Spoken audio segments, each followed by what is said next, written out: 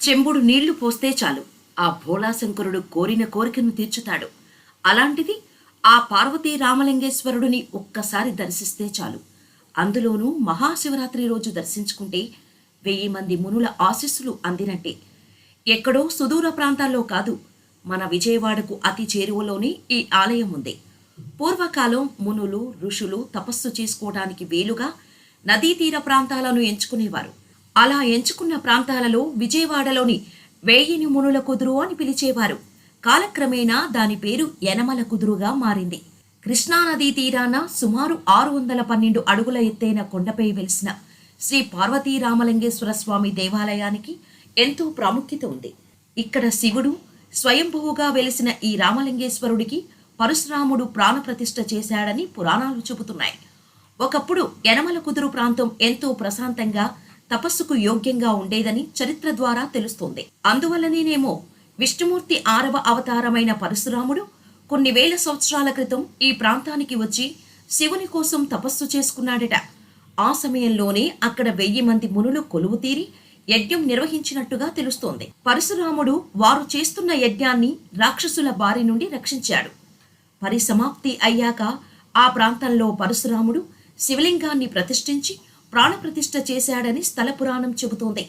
ఆయన ప్రతిష్ఠ చేసిన కారణంగానే ఇక్కడ శివుడిని రామలింగేశ్వరుడిగా భక్తులు ప్రేమగా పిలుచుకుంటారు.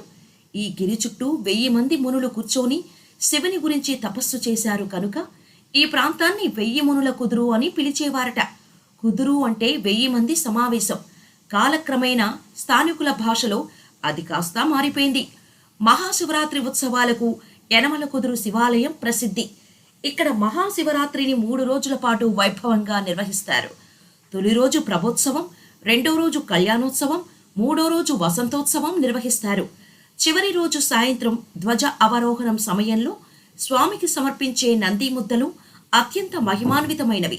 సంతానం లేని వాళ్ళు వాటిని తింటే ఖచ్చితంగా వారికి పిల్లలు పుడతారనేది భక్తుల నమ్మకం. ఆలయాలను విద్యుత్ దీపకాంతులతో పుష్పాలతో అలంకరిస్తారు. ఈ ఉత్సవాలలో పాల్గొనటానికి పక్క గ్రామాల నుండే కాక జిల్లా నలుమూలల నుండి ప్రజలు వస్తారు. గ్రామస్తులు తమ బంధువులను ఆహ్వానించి విందు ఇవ్వటం ఆనవాయితీ. కార్తీక మాసంలోనూ దసరా ఉత్సవాలను వైభవంగా ఇక్కడ నిర్వహిస్తారు. వనవాస సమయంలో సాక్షాత్తు సీతారాములు ఈ పార్వతీ రామలింగేశ్వరుడిని దర్శించి పూజించారని ప్రచారంలో ఉంది. అంతేకాదు ఆ తర్వాత ఎంతో మంది రాజులు, చాళుక్యులు, రెడ్డి రాజులు, విజయనగర రాజులు ఈ మునిగిరి క్షేత్రంలో కొలువై ఉన్న మహాశివుడిని దర్శించినట్టు తెలుస్తోంది. ఈ ఆలయం గురించి, ఆలయంలో జరిగే పూజలు లాంటి మరిన్ని వివరాలు తెలియాలంటే ఈ ఆలయ వెబ్సైట్ను ఒక్కసారి పరిశీలించండి.